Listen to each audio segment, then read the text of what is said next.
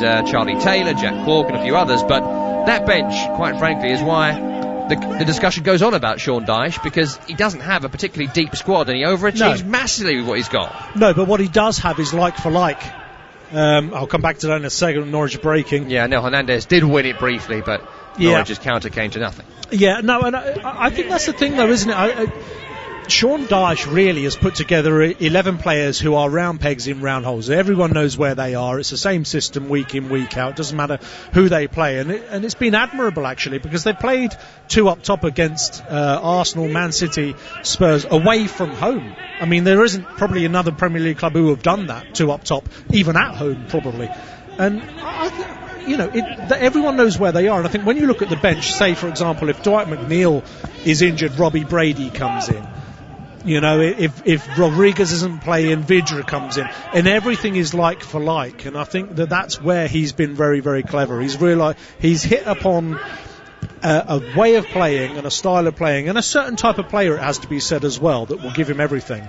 Yeah. And when one of them doesn't play, another one comes in and it's like a doppelganger for the one that has been replaced. And it's all credit to Sean Dyche. Yeah, Ashley Barnes has been their lead goal scorer for the last 18 months or so. He's missing with injury, and so Jay Rodriguez comes in and does exactly what Dave Keaton's talking about. 5.5 minutes gone here. Norwich 0, Burnley 0 on Premier League Live. Throw into Max Aarons and Norwich City. Thrown infield around the halfway line. Work back towards their goalkeeper Tim Krul. Max Aarons, 20 years of age. Dave said earlier on he'll benefit from this season in the Premier League, and I hope he does. And England under-21 international, started 75 of 77 league games since September 2018. One of the two that he missed was Man City at home. Maybe he's played too much. Here's Phil Bardsley on the right-hand side in Aaron's position for Burnley. Cross blocked by Jamal Lewis. Shouts of handball, not given, and Norwich will clear. Back towards Closer, another man previously relegated with Norwich City. Clearance charged down by Jay Rodriguez, and that's a throw to the Canaries on the left-hand side, midway inside their own half. Yeah, and he'll be gutted about that as well, wouldn't he, missing that game at home to Man City, because that's the result that stands out in Norwich's season. An absolute coupon buster. No one quite knows. I don't even think they know how they did it. Phenomenal, really. It was a day I was working on, and they were so good that day. The bravery of the football, the confidence in the football. I know it's a word you use a lot. The way they play, just so full of confidence. You don't recognise that team to this team, and there hasn't been, I know Aarons wasn't there, but there hasn't been that many changes. In the main, it's the same team. Yeah, it is. I mean, Daniel Farke, whether he was forced into it or whether he decided that these guys deserved the chance to showcase their talents on the Premier League stage, I'm not sure, but whatever it was, he had to do it, and his faith hasn't been rewarded, unfortunately, bar that one game. Norwich have possession across their own penalty area. Back to Tim Krul. Little chip in towards the centre of the pitch, where it's won there by Tarkowski, but he's clattered into Buendia, says the referee, and that's a free kick to Norwich just inside their own half, centre of the pitch. Well, Buendia's made a remarkable recovery since the... He looked down, didn't he? He really did. He was holding his knee, he was rolling around. I really thought he'd done himself quite a bad injury, but seems to have recovered, and he started this game. And that's good news for Norwich City. He is their most creative player. Buendia is the only player to score in the recent run, the opener in the game against Watford, so good to see him out there. In the box now as Jamal Lewis gets forward left-hand side, up against Goodmanson, back to Anel Hernandez, the Cuban. Drop of the shoulder, carries infield, onto Cantwell from Tetty. Cantwell then chips it right to Tetty, picked up by Aarons from the veteran Norwegian midfielder. Aarons takes McNeil on the outside. McNeil does well to get a good block in. That's a corner to Norwich. They're second in these early exchanges over on the right-hand side this time.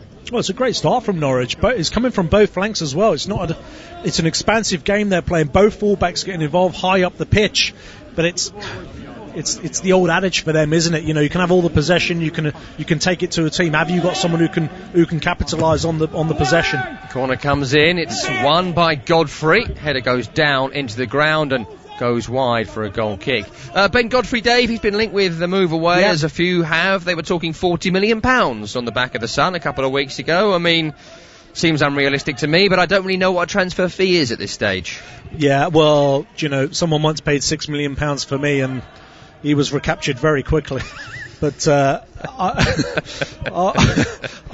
I don't know. You know, it's if you've got a young lad, 20, 21 years old, or you know, even younger now, and you're talking about someone who's going to be your centre half or left winger or your striker for 10 years.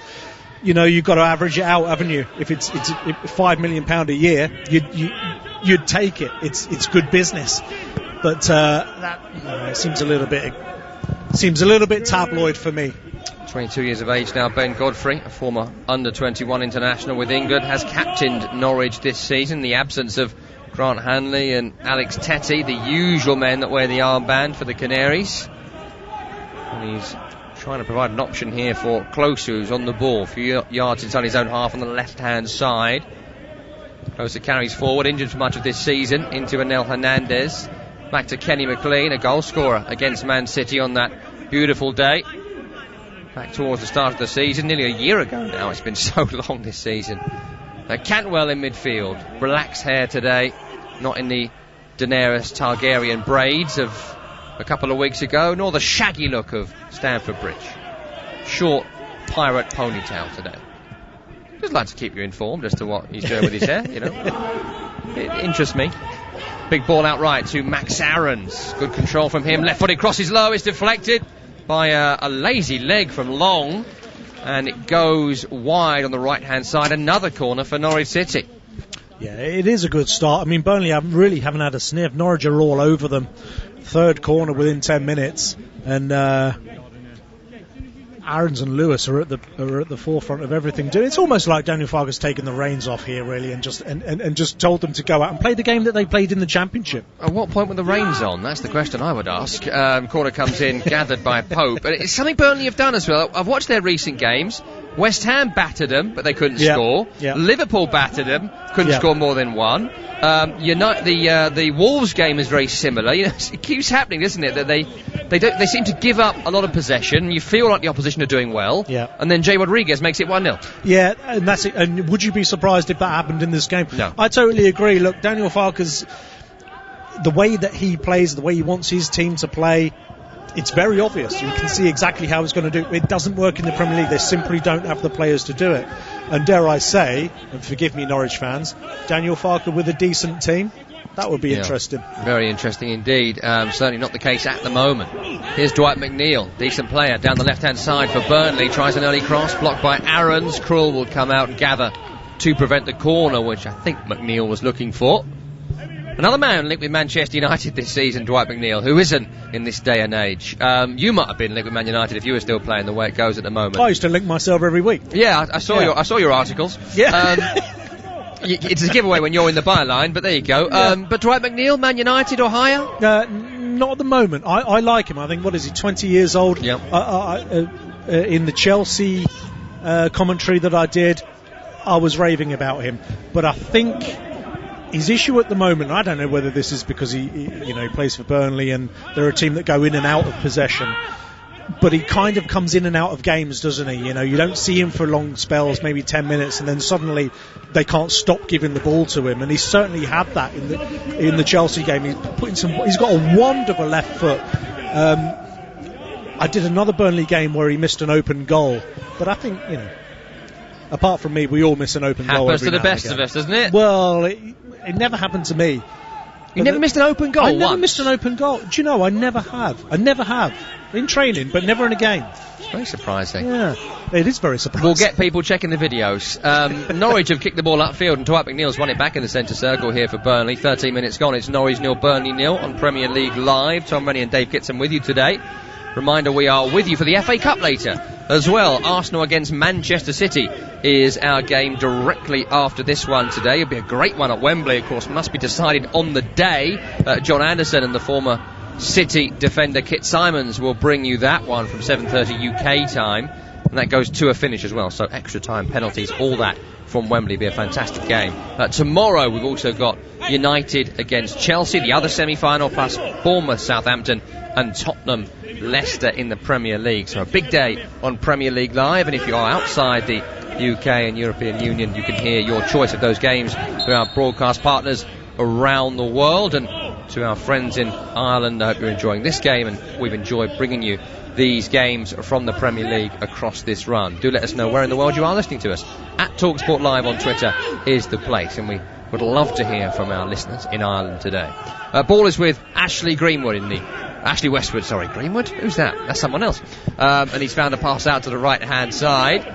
Lobbed upfield towards Wood, who tries to flick it on. Good challenge on him there by Godfrey. And it goes out left to Jamal Lewis, who left-footed clips upfield. Good chest that back towards the midfielder Cantwell by Dermot. Then Cantwell is brought down there by a swinging leg of Ashley Westwood, retreating.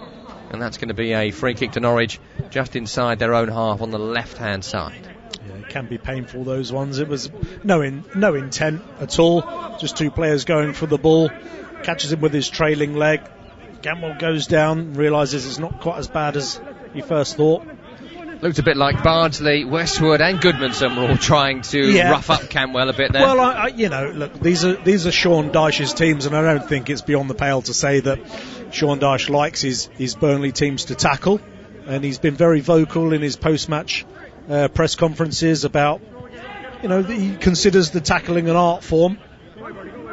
We did at Stoke as well, but for very different reasons. Yeah, very modern art. Yeah. Not good to everyone's eye. No, not at all. It's not everyone's cup of tea. Some would say it doesn't belong in a gallery, that kind of art. They're the ones, Jay Rodriguez down the right-hand side here for Burnley. Turns Godfrey inside, then outside. Gets towards the end line, cross-blocked. He complains to the assistant referee, Andrew Garrett, down there, that he is having his shirt pulled by the Norwich central defender. Assistant referee and ref gave nothing. Throwing goes back to Westwood. Some called him Greenwood, not me, some would. And he finds a ball back to Tarkowski, left to McNeil. Lovely shift away from Buendia. And he drives towards the penalty area. Dwight McNeil with the left-footed strike for Burnley, but it goes over the top. 15 minutes gone, it's 0-0. Yeah, and that's what McNeil needs to add to his game, because he's got the talent to shift it to one side and go past players. He's got, like I mentioned before, he's got a wand of a cross on him. He really has. Chris Wood, similar striker to me, slightly less skillful, obviously. Sure. But for me, the ball coming in from the left from Dwight McNeil, I just get on the back post every single time and just wait for it to come to me and try to make a chance. But there he shows a little bit different from his game. He can come inside, he's got a chance to shoot, but he hasn't added that to his game. His finishing, I think, lets him down a little bit. 6 assists this season for Dwight McNeil, but just the 2 Premier League goals, having played every single game this season, along with Tarkowski and Pope. Rodriguez here has gone in hard on the retreating Jamal Lewis here in the left-back area for Norwich. Lewis did get the pass away, back to Krul, but Kevin Friend, our referee, has given the free kick. Much to the annoyance of Max Aarons on the other side, who was driving up the field, but whistle had long gone, to be fair, and that was a little bit heavy from Jay Rodriguez, but doing what all good strikers do, putting some pressure on the defender. Yeah, well, he's got nothing to lose there, actually. When you see the ball is going to get passed back to the keeper, you may as well just leave a little nudge on the fullback, just let him know you're there. Pump upfield from Norwich, recovered by Tetty, left to Jamal Lewis, and back inside his own half now is Closer. Rodriguez for company, left-footed chip upfield is aimless and pointless from Closer, and it's cleared away by Tarkowski. He then tries to get Long and Bardsley to his right, further up the field. Wants Burnley to squeeze the play, squeeze Norwich City, who have certainly fared better in this game than they did in their last game here at Carrow Road, which was played against West Ham United, where Mikel Antonio, in the 11th minute, scored his first and went on to score 3 more when they were battered by the Hammers in what ended up being a crucial win for West Ham. Yeah, it's all very well from Norwich playing this way, but typically teams who play this way with one up front. He's so isolated, Dermot, up there, but he's got to be able to, we've seen Chelsea do it with Giroud, but he can do all sorts. He'll run the channels, he'll hold it up, he'll flick it on. Dermot, I'm not sure what you're going to get from that. He's in the box now, though, as Lewis comes forward down the left-hand side for Norwich, up against Goodmanson, on to McLean, poked down line to Anel Hernandez, who's always keen to get involved in the attack. Anel Hernandez, very buzzy, pacey player. Kevin Long puts a real strong challenge in on him to prevent the attack. Going to be a throw by the corner flag, right by the corner flag, that ball went out from the challenge. In fact, Buendia's now put it down for a corner, which he'll take with the right boot early. Good delivery too, turn towards goal, saved by Pope. Back to Teti, but it's gone wide. Well, I thought that was flying in. Firstly, it's a great save by Nick Pope from the initial effort from Godfrey, point blank range, and then Teti's volley right across goal, and I think it's just gone wide off Tarkowski's right boot, which prevented the ball dropping in the corner. Yeah, it's taken a deflection, Teti's shot, and I think it's long on Tarkowski.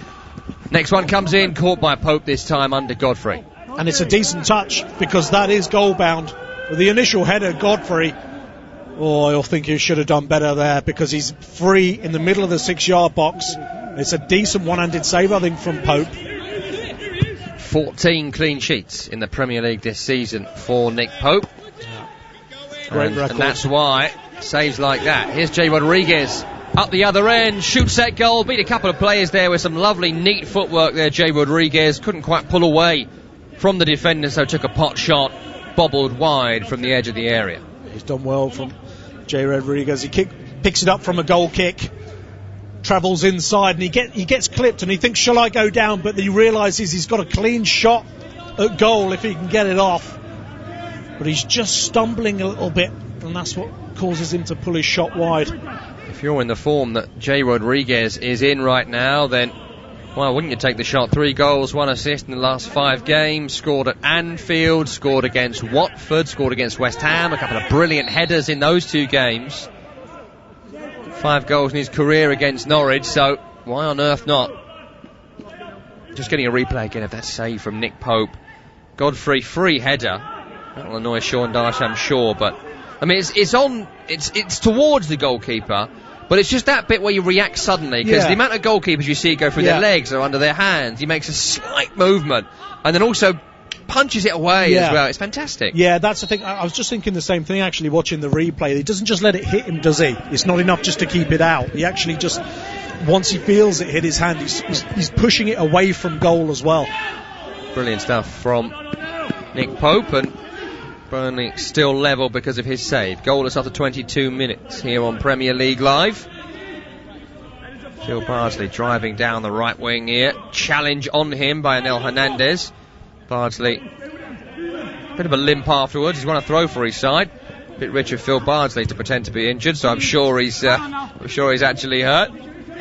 The veteran fullback, as Goodmanson tries to find the penalty area with a left-footed snap cross. It bounces through to the goalkeeper. Bardsley will be all right. If you can knock Wayne Rooney out with one punch, you're not going to go down after a tackle there. Do you think there's any other side in the Premier League that will be playing Phil Bardsley at this point except Burnley? I don't know. He's 35 now. I mean, I don't mean disrespectfully. He's 35. He doesn't really run that fast. Yep.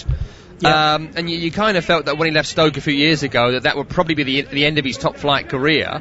I mean, he was in the League Cup for Sunderland, was it 6-7 years ago now, you know? Yeah, that was when he was at his peak. Look, I to be honest, I mean, when I think how I was at 35, I mean, I was done at 33. That was enough for me. 35. Anyone can go on. They always say play for as long as you enjoy it, and clearly he's still doing it, and he's found a club, where he can still do a job for them, and all credit to him. Yeah, absolutely. Still getting stuck into tackles as well. I think, there's something joyous about booting a teenager for some people, and I think maybe Phil Bardsley's in that group. It's funny because when the Chelsea game, you'd never see this in the Premier League. You might see it lower down, but I saw the coach give him a bag of 10 balls in the right back area and boot it from right to left as hard as he can.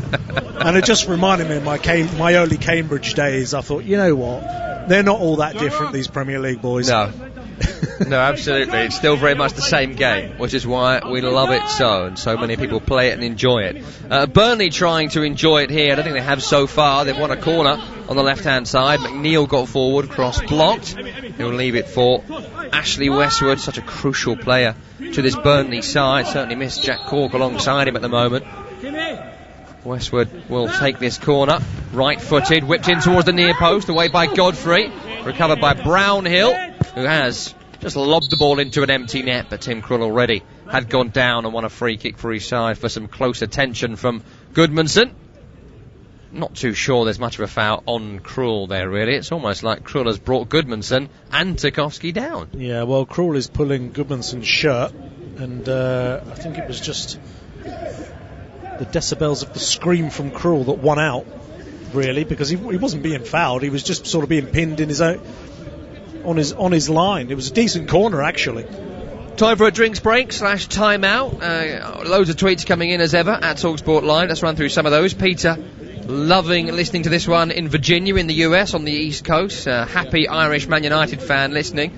Chuck enjoying the action in hot and humid Memphis, Tennessee. Enjoying a rough afternoon. Chuck, great to have you with us. Make sure you get the air conditioning on, or a couple of ice bags on your neck. Bit of advice. Neki with us in River State, Nigeria, enjoying the commentary. Dave also with us in Port Harcourt, Nigeria as well. This can't be your real name, but I love it. Crush Skull Boss, listening in Manchester, Jamaica. Looking forward to the Man City game later on, as we all are. I think probably one of the most unpredictable games of the FA Cup semi-finals recent history, because Arsenal can be woeful and they can be brilliant. And I thought they were terrible against Liverpool, but still won. So I've no idea what you're going to get from Arsenal against Man City today. 7:45 UK time. That one kicks off. We're going to be live from 7:30 UK straight after this game. The great John Anderson is going to be bringing you that one alongside Kit Simons, the former City central defender and Fulham defender and manager as well, of course.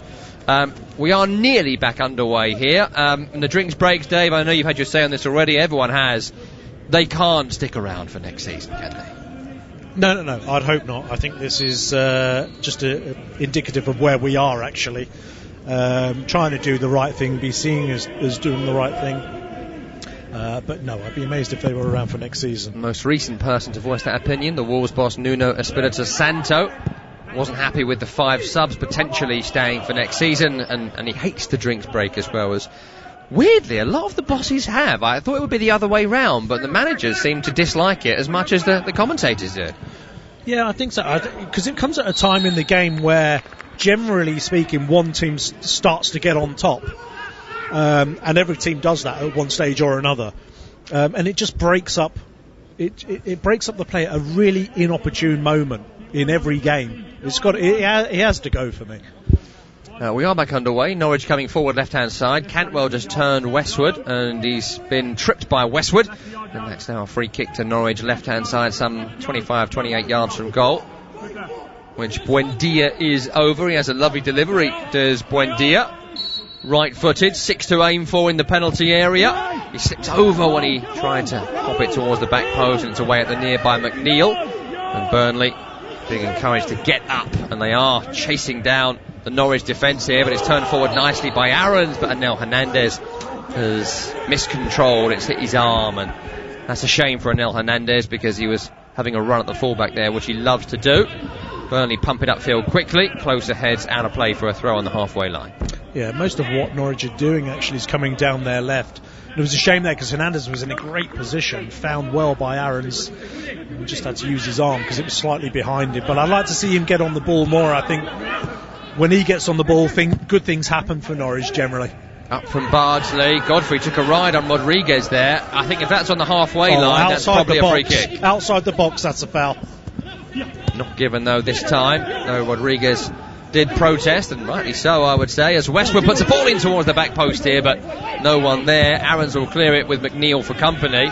And that's the kind of thing that would have frustrated you as a striker, right? You've been fouled, you're not getting it because it would be such a costly punishment. It's that, and being found on the other side of the defender. It's a funny one. If you have a goal kick and the ball comes up to you, and the defender gets in front of you, if you do what the defender does to you when he's behind you, you will always get the free kick given against you. It doesn't make sense, actually. It's just one of those things that it's just become part of the game for whatever reason. Yeah. Because that should have been a penalty if it's a foul, which I believe it is. Aarons has then run the ball into touch. Tarkowski has then given him a little shove in the back. He's gone down like he's been hit, and Tarkowski is having a good laugh about that. Look, it's not the kind of thing that will put Aarons on the ground, but it was pretty stupid there from James Tarkowski in a kind of nothing game for Burnley to be getting involved in that sort of thing. Yeah, it is, but you know... I mean, you can see why he's laughing about it. Maybe Aaron's just sort of fell over and... I don't know, but... What happened to the game? I mean, goodness me. It's just... Honestly, some of it's quite painful. Bring back Franny Lee, windmilling in. That's what I say. I wouldn't go that far. But yeah, I mean, that sort of... You know, the centre halves, come on, get on your way, just give us the ball, let's get on with it, and then players throwing themselves to the floor. It just... Chip up towards Chris Wood here, who's jumped into Tetty in the same way Godfrey did to Jay Rodriguez recently, and it's going to be a Norwich free kick. There you go, and it's exactly the same thing. The game suddenly... It doesn't make much sense as a striker sometimes. No. But... it would be nice for today, as we're coming towards the end of the season now, and this is a nothing game for Norwich. Let's not complain about referees today. You know what? I just don't think people want to hear it. I don't want to go through it. No, and it's not a lovely Saturday. It's a lovely sunny day, and it's not the referee. It's just the way the game is. Yeah. Refereed. Big pump up field by Tim Krul here. Peters will see that off, and the half an hour gone 0-0. The impetus from Norwich in the opening minutes has certainly petered out, Dave. Yeah, but this is what Burnley do. They're very, very good at this. It's just they weather, and they even do this at home as well. Actually, I've noticed, which is it's bizarre for a team playing at home. You normally take the game to the away team, but they seem to have a very set way of playing, and they play in instalments, which is they do the first 15 minutes, home or away. It's just let's not try and score. Shut up shop, see what we're dealing with, and then we'll start to get on the play. And actually, with guys like Westwood, they can actually do that. They actually do have a lot of possession they don't get the credit for. Thus far today, though, Norwich 62% of the ball in the opening half an hour. 4 attempts at goal, one of which was on target, the save by Pope. Burnley, a couple of efforts, both off target, most notably the effort by Jay Rodriguez, which came quite soon after the chance for the Canaries. Forward ball towards Chris Wood here, and Close has messed that up, and luckily for him it ricocheted onto the arm of the New Zealand striker Chris Wood, because it was a simple clearance away from Close, and he totally misjudged the spinning ball from Westwood. Yeah, he did. He knows Chris Wood is there, and Chris Wood does handball it, to be fair. And it's a shame, because if he actually put his body in and make a challenge for that, he's got Closer in all sorts of problems. Tim Closer missed plenty of this season through injury, though he has started now 7 of the last 8 games, been a regular since Project Restart. Was a crucial component to the title winning side, but twice now at this level just doesn't seem to be, I would say, strong enough. Last week against Antonio, he just got utterly bullied by Mikel Antonio, and today similar. Yeah. Well, I mean, he wouldn't be the first. That's true. I mean, Mikel Antonio, I was with him at Reading when he was a kid.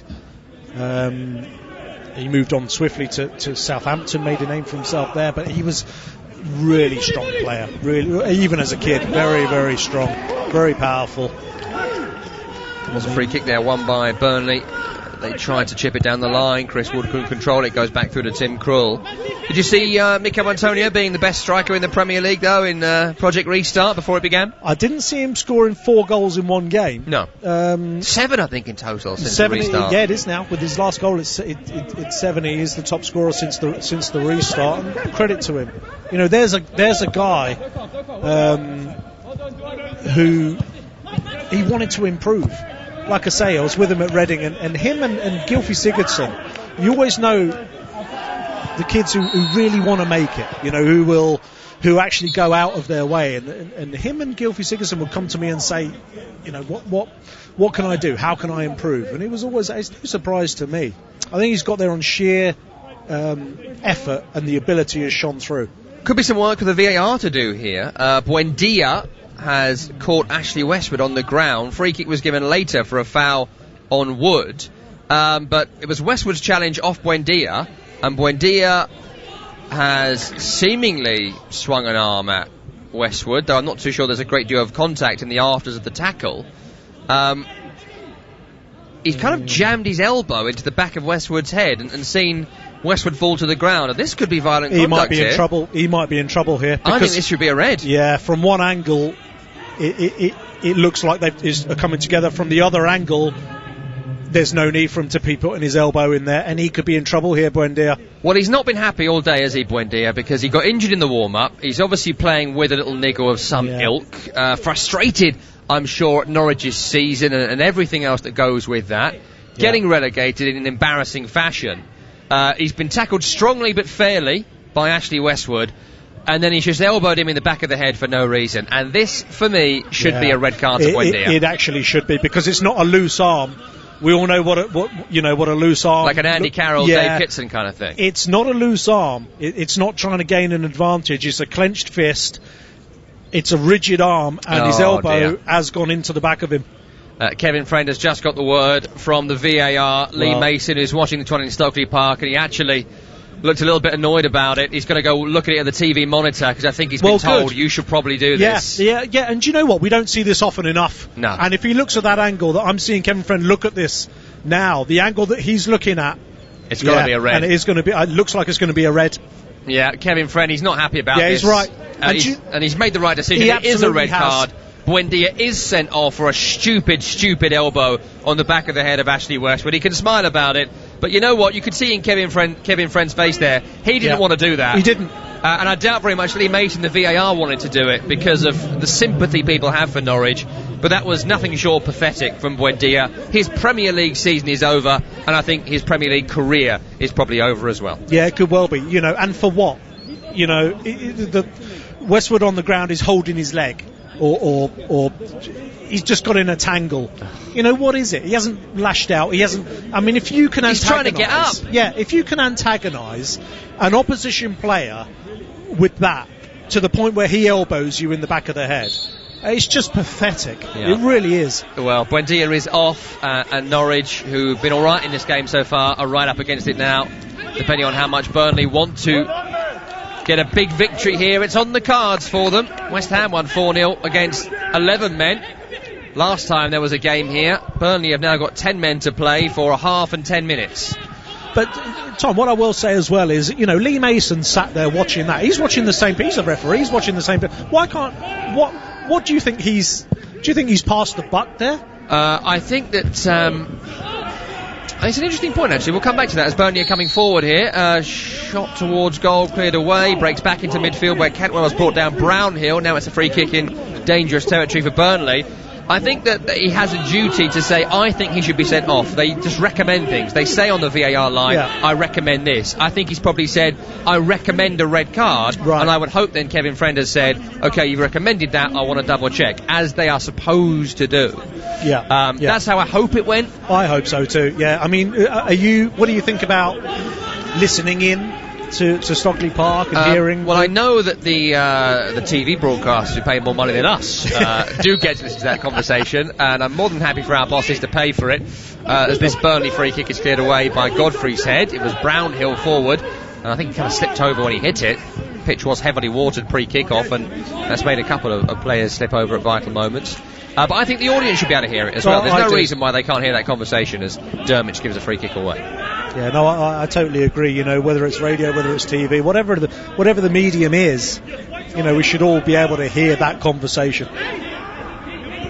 But that was fantastic, I think, from Kevin Friend. That should be the protocol. Yeah. We think you should change your decision. Check this. Yeah, he's proved the value there of going to the touchline and looking at the monitor, and he's made the right call. Free kick here for Burnley on the halfway. McNeil pumps it upfield at the back post. Tarkowski wins the first header. Godfrey away, brought down by Dermot, and it's lobbed out to Cantwell, who can carry up towards the halfway. Up against Peters, does well to keep it on, tries to turn Brownhill, still going Cantwell. Eventually it took two Burnley players to stop him, though it's come off Cantwell last and will be a throw in to Burnley on the halfway. Well, you can hear Sean Dyche now encouraging his players to get them playing quicker, because they're against 10 men here, and it's laid back to Jay Rodriguez from Wood's chest, and it's saved by Krul down low to his right, and Norwich can get the ball away with Teti and Hernandez. It's brilliant. Long ball up from Bartley, and he finds the chest of Chris Wood, who it's a powerful chest down, and it's a great, and that's what Rodriguez does. He's great just coming round the front of Chris Wood and getting a shot off. more often than not, he's accurate. Goodmanson, right-hand side, coming on the left boot, away from Jamal Lewis. It's into Dwight McNeil. Suddenly Burnley look lively to this one. They're into the next instalment of the game, the instalment where they try and score a goal. I like that, I'm using it. Westwood chips up towards Wood, heads it back towards Rodriguez, back to Wood again. Brilliant block by Aarons. Got his body in the way there, the fullback, as Chris Wood tried a really dramatic and elegant bicycle kick, and it was well blocked, and it's going to be a corner. Yeah, it was on target as well, and it's a great block from Aarons. They're overloaded on the back post, Norwich. Chris Wood gets the header, it ricochets back off Aarons, and he reacts, gets the block on what would have been a fantastic scissor kick from Chris Wood. It was on its way.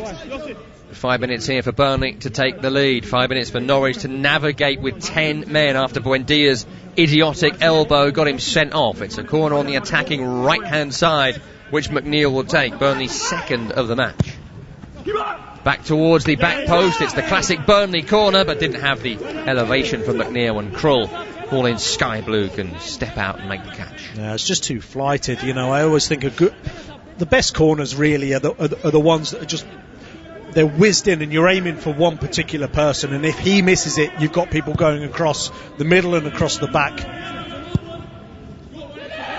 Krull short to Lewis, who chips it upfield. Good win by Long up towards Rodriguez. Suddenly Norwich can't win a ball, and it's all Burnley, and Rodriguez has found McNeil. Cantwell getting back at McNeil. Good challenge. Well, that was a good tackle there from Cantwell. Kevin Friend, I think, has got that wrong, and Cantwell understandably feels a bit hard done by him. Yeah, I mean, he doesn't even complain. I think at this stage of Norwich's season, there's just not even any point. No, it's well, in almost every scenario with Norwich right now, there's not a great deal of point to it. I would hope there'll be enough pride in these players at the moment to do anything they can to stop Burnley winning this.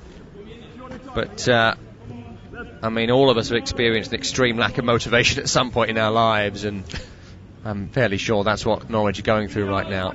We've got a free kick to defend here. Left-hand side of the penalty area from a Burnley perspective, about 8 yards from the penalty area.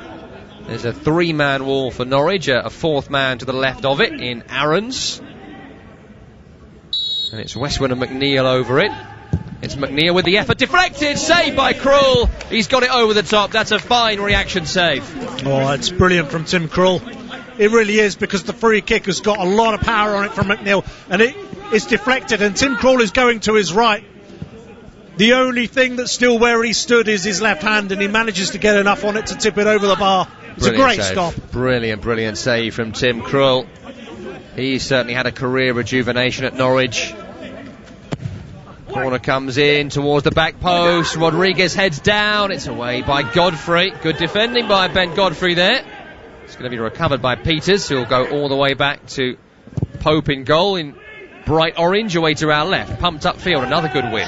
Godfrey again, recovered by Westwood. Down the line towards McNeil. Godfrey out of position. Ball comes in towards Jay Rodriguez. And I think Wood's been brought down here by Closer just before the ball reached Rodriguez. He's screaming for a penalty, and I kind of think he should have got one. Yeah, he is. I need to see it back, but Closer gets in. It looks just ahead of Chris Wood, but he had to get there because his centre-half partner was out of the game, nursing an injury.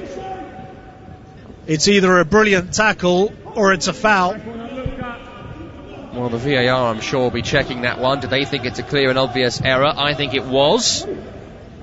No idea where the bar is these days. They talked about that high bar, didn't they, at the start of the year? Seems to be going up and down on a weekly basis. Yeah. The bar. No, I agree. I remember playing in... we'd have the Premier League come out to each club and tell us the rules for each game or for each season. And they were adamant that any pull in the box was going to be a free kick. Yeah. And after about 2 games, there were so many pulls in the box, they just went, forget it. They never have the conviction, do they, to then see that through for the season. There was a bit when it was, whenever there's a hole in the penalty area, it's going to be a penalty. And I vaguely recall Mike Dean did it at St James's Park, and he gave 2 penalties, I think, to Man United, if memory serves. That's and right. then we never saw it again. Yeah, and the problem is, Tom, actually, that it's the referees that always find themselves in the firing line. Yeah. They think, I don't want to be on the back page, so I'll just let it. I'll just let it go. I don't want to be the story. Well, some do. Here is Chris Wood backing into Closer, and That's been given as a foul by Chris Wood, backing into closer. I think that's good forward play. Yeah. I really do. That's a very generous free kick.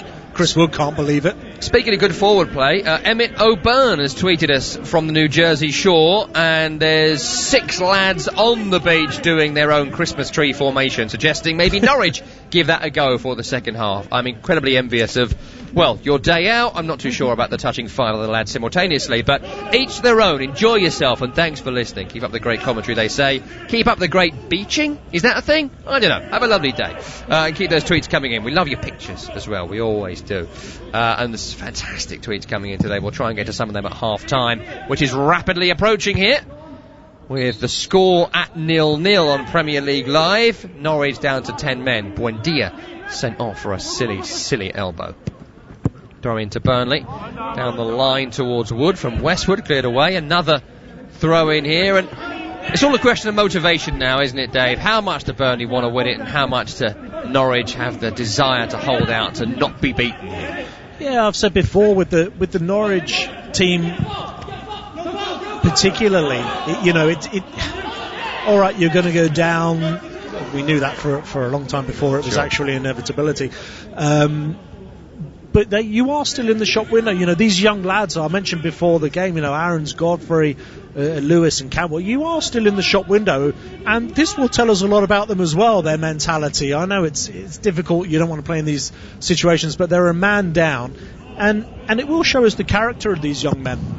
And I don't know how much players care about these things, but they could today become the first side to lose 5 consecutive Premier League home matches without scoring. The first team to do that in the top flight of English football since 1922, when Birmingham City did it. So there is a certain sense of pride there to be rescued, I'm sure, for some. As a ball from Peters is hit too long for Burnley towards Goodmanson. Goal kick to Norwich with 3 minutes added on at the end of the half. Do players care about such things? It's nearly a century since someone had a top-flight home run as bad as this. Yeah, I think maybe subconsciously, perhaps. I mean, obviously no one around Norwich is going to be shouting that out. Make sure you don't do this. But possibly. But I think for the young men in this Norwich team, they're starting out on their career, and they will have good times in this game. You do have good times in this game, and when you have the bad times, it's about the experience. It's about what you learn from it. I haven't seen any of them drop their heads. I really haven't. And if I was a scout looking in on this, learning about the character of my players, some of these kids actually have got a bright future. Here's Godfrey in the left-back area for Norwich, getting on the end of a long ball upfield by Burnley. Clears it down the line. The Clarets retrieve it. Jay Rodriguez, right-hand side, turns away from the penalty area. Goes back to the veteran Bardsley, who puts one of his famous crossfield wallops over to Peters. Caught down by Westwood. On to Peters again. Round the back of Cantwell. Cross comes in. Away by Closer. Setti then gives it a whack upfield. Dermich will pick it up as he gets goal side of Tarkowski. Challenged by McNeil. That should be a red. Dermich has got to go. Dermich has to be sent off. It's a right-footed challenge, and Norwich City are now down to 9 men. Dermich sent off, studs up, terrible challenge, and right in front of Sean Dyche. I mean, he's just done something good there, Dermich. Good bit of control, but that tackle, I mean, I actually got my palm on my forehead here. That is just beyond idiotic, beyond reckless, and now Norwich City, already relegated, are down to 9. Oh goodness, I mean, he just doesn't have to do it. I mean, he controls the ball nicely enough. Just getting a replay of it, it's horrendous. Dermich, he's got an impossible job anyway. It's a thankless task. He controls the ball, it gets away from him a little. How many times do we see that, where a player controls the ball, it gets away from them, and they go after it? You should just leave it. If it's out of your control, just leave it. Because if the ball is out of control and you go after it, chances are you're going to be out of control as well, and that's exactly what happened. He tries to win the ball, his foot goes over the top. It is. I mean, if it connects. Well, the VAR's checking it because he hasn't connected, but he's gone over the top of the ball, and he's luckily not hit Peters on the shin. If he does, this is a really awful tackle. So he's got lucky that he hasn't. I don't know whether there may be Just massive sympathy for Norwich here, but this to me looks like an obvious red card. Well, surely VAR is not going to overturn it. No, I think he's walking down the tunnel, and I think it's been upheld, and I think that's right. It shouldn't be about whether or not, whether he was close to fouling or whether he wasn't. It's dangerous play. The ball his foot is well over the top of the ball, well over the top, and if he connects with Peters, who's got his left foot planted, well, it'll be a really, really bad one. I think the right decision has been reached there. Well, this utter shambles of a season from Norwich City, their worst ever top-flight season in the history of the club, is ending in the farce that it's been pretty much since they got that win against Man City. Yeah. They're now down to 9 men at just before half-time in a home game against Burnley, which if they lose will be the worst home run of form since 1922, should they fail to score in top-flight history. And now they've conceded a goal! Oh my goodness, Norwich City! They're now 1-0 down. An overhead kick from Chris Wood has just gone in the bottom corner. Oh my word, this is an absolute farce of a game. It's going to half-time, Burnley have scored, Krul's made a howler, and the only good thing I can think to say about Norwich City is at least their fans aren't here to see this. It's a free kick pumped in the box, Norwich can't clear it, Goodmanson's whip in, overhead kick by Wood, Krul should save it, and if you are of a squeamish disposition, I really don't recommend the second half. It's 1-0 to Burnley. Oh, I agree. I mean, overhead kick, it sounds great, but it's so soft.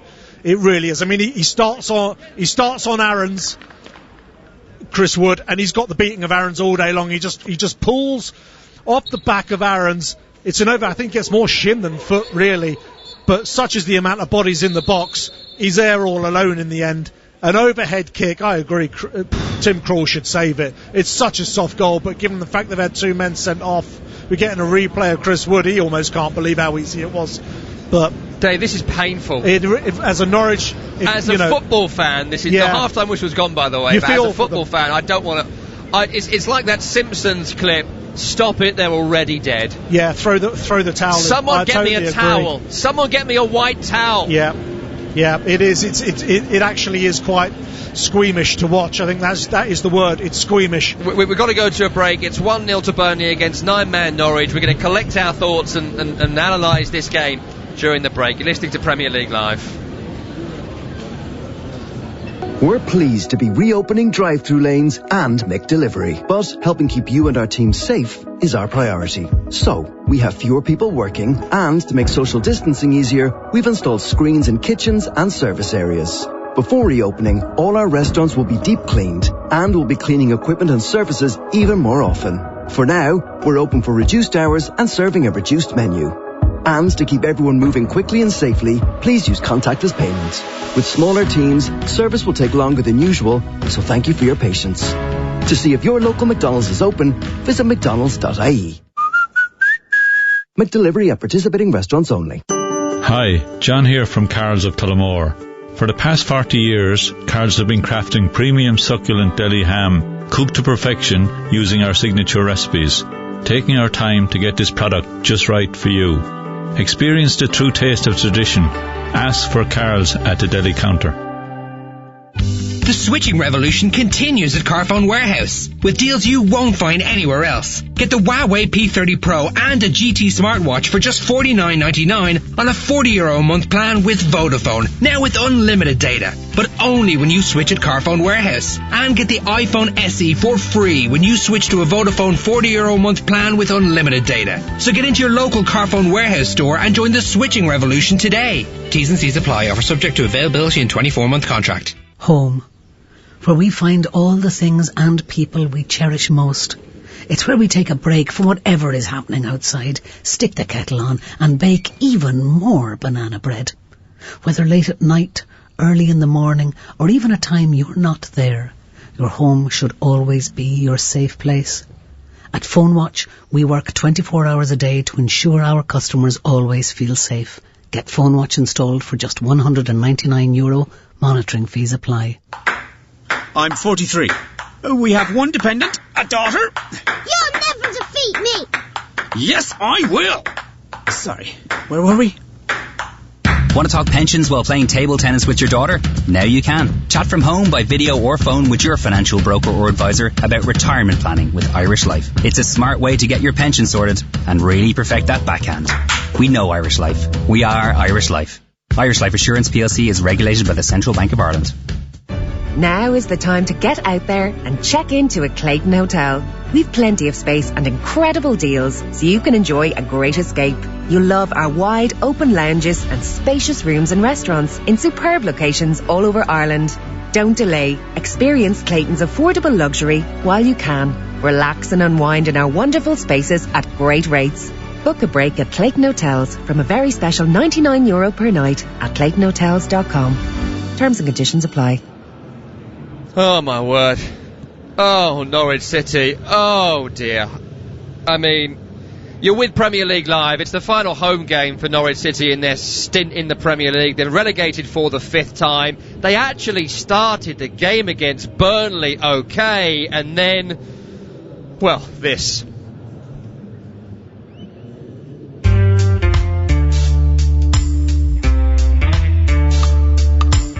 Wendy has now put it down for a corner, which he'll take with the right boot early. Good delivery too, turn towards goal, saved by Pope. Back to Tete, but it's gone wide.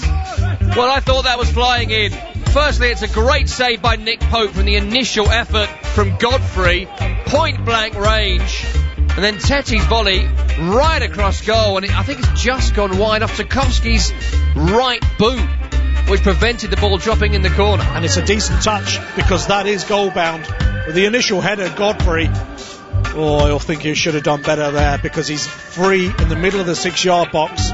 It's a decent one-handed save, I think, from Pope. Buendia is sent off for a stupid elbow on the back of the head of Ashley Westwood. He can smile about it, but that was nothing short pathetic from Buendia. His Premier League season is over, and I think his Premier League career is probably over as well. Challenged by McNeil, that should be a red. Dermot has got to go. Dermot has to be sent off. It's a right-footed challenge, and Norwich City are now down to 9 men.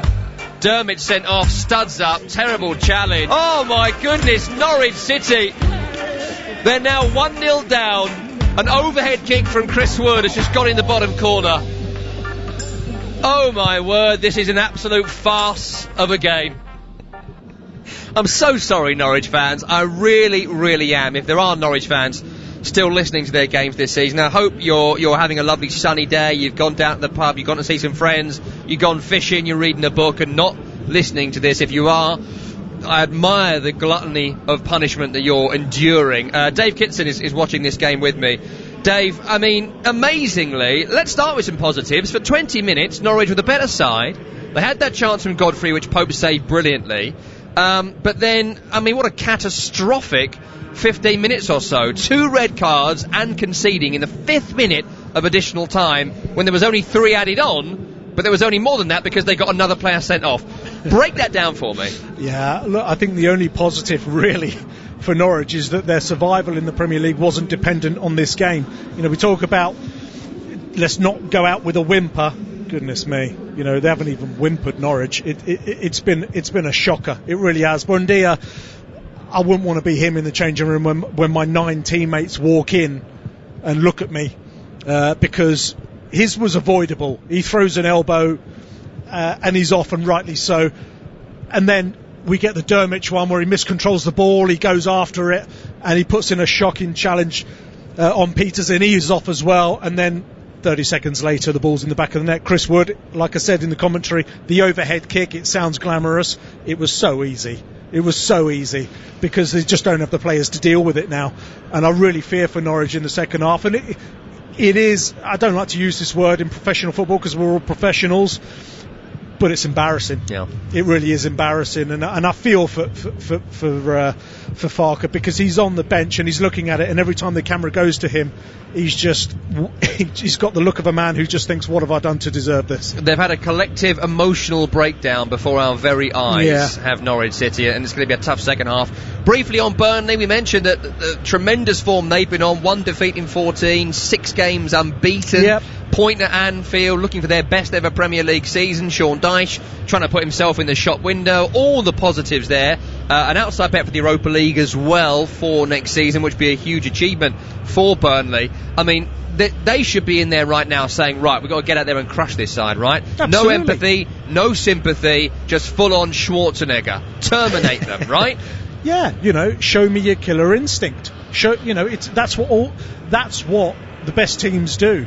You got a team on the floor. You don't feel sorry for them. You got a team on the floor. You know, you go for them. You go for them. You try and finish them off.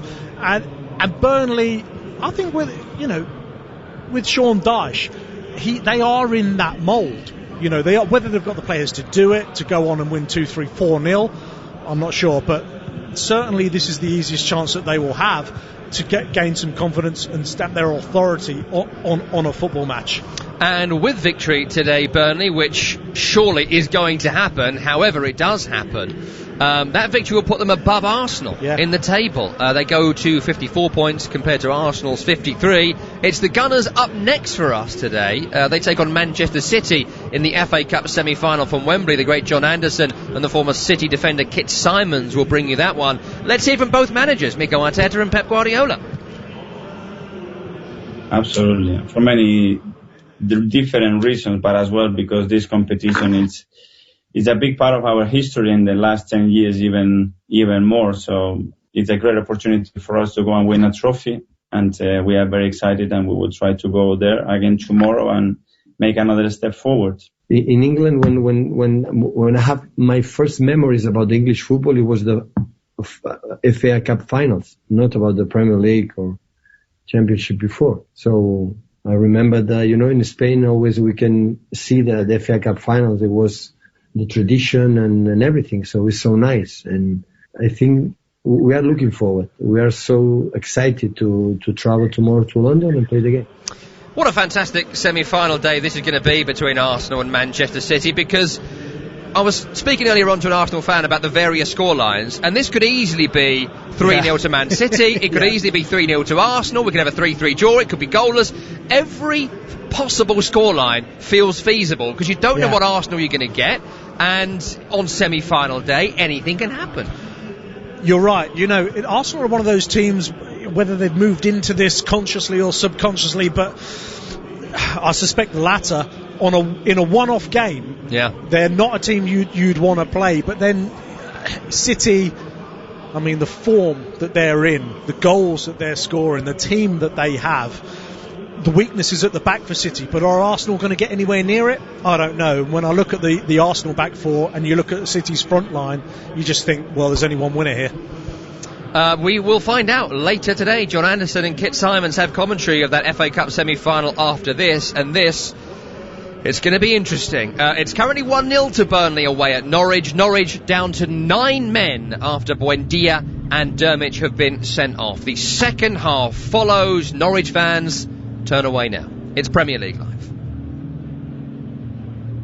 We're pleased to be reopening drive-through lanes and McDelivery, but helping keep you and our team safe is our priority. So, we have fewer people working, and to make social distancing easier, we've installed screens in kitchens and service areas. Before reopening, all our restaurants will be deep cleaned, and we'll be cleaning equipment and surfaces even more often. For now, we're open for reduced hours and serving a reduced menu. And to keep everyone moving quickly and safely, please use contactless payment. With smaller teams, service will take longer than usual, so thank you for your patience. To see if your local McDonald's is open, visit mcdonalds.ie. McDelivery at participating restaurants only. Hi, John here from Carl's of Tullamore. For the past 40 years, Carl's have been crafting premium succulent deli ham, cooked to perfection using our signature recipes, taking our time to get this product just right for you. Experience the true taste of tradition. Ask for Carl's at the deli counter. The switching revolution continues at Carphone Warehouse with deals you won't find anywhere else. Get the Huawei P30 Pro and a GT smartwatch for just $49.99 on a €40 a month plan with Vodafone, now with unlimited data. But only when you switch at Carphone Warehouse. And get the iPhone SE for free when you switch to a Vodafone €40 a month plan with unlimited data. So get into your local Carphone Warehouse store and join the switching revolution today. T's and C's apply. Offer subject to availability and 24-month contract. Home, where we find all the things and people we cherish most. It's where we take a break from whatever is happening outside, stick the kettle on and bake even more banana bread. Whether late at night, early in the morning, or even a time you're not there, your home should always be your safe place. At PhoneWatch, we work 24 hours a day to ensure our customers always feel safe. Get PhoneWatch installed for just €199. Monitoring fees apply. I'm 43. We have one dependent, a daughter. You'll never defeat me! Yes, I will! Sorry, where were we? Want to talk pensions while playing table tennis with your daughter? Now you can. Chat from home by video or phone with your financial broker or advisor about retirement planning with Irish Life. It's a smart way to get your pension sorted and really perfect that backhand. We know Irish Life. We are Irish Life. Irish Life Assurance PLC is regulated by the Central Bank of Ireland. Now is the time to get out there and check into a Clayton hotel. We've plenty of space and incredible deals, so you can enjoy a great escape. You'll love our wide open lounges and spacious rooms and restaurants in superb locations all over Ireland. Don't delay. Experience Clayton's affordable luxury while you can. Relax and unwind in our wonderful spaces at great rates. Book a break at Clayton Hotels from a very special €99 per night at claytonhotels.com. Terms and conditions apply. You are listening to Premier League Live. Tom Ronnie and Dave Kitson with you for this, well, let's say football match between Norwich City and Burnley. It's 1-0 to Burnley at the break, goal being scored by Chris Wood. Norwich City already relegated down to 9 men. Emiliano Buendia and Josip Drmic sent off. The first time since 2007 that Norwich have had 2 players sent off in a game. It happened in a game against Wolverhampton Wanderers where Shackle and Brelia were both sent off. They had been shown only 2 red cards in their last 117 games since September 2017, and now 2 in the space of a few minutes here at Carrow Road.